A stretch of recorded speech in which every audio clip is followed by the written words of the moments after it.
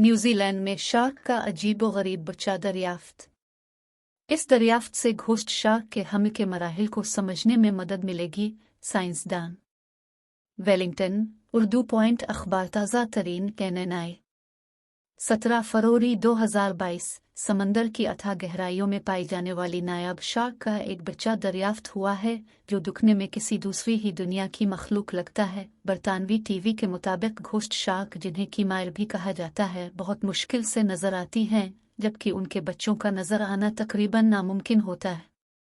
New Zealand کے ایک جزیرے کے قریب 1.2 کلومیٹر کی سمندری گہرائی میں یہ بچہ پایا گیا، جو اسی وقت انڈے سے نکلا تھا۔ سائنسدانوں کی ٹیم نے اس حوالے سے کہا ہے کہ اس دریافت سے گھوسٹ شارک کے حمل کے مراحل کو سمجھنے میں مدد ملے گی۔ ٹیم کی ایک ممبر ڈاکٹر بٹ فنوچی کا کہنا تھا کہ شارک کے بچے کی دریافت حادثاتی طور پر ہوئی ہے۔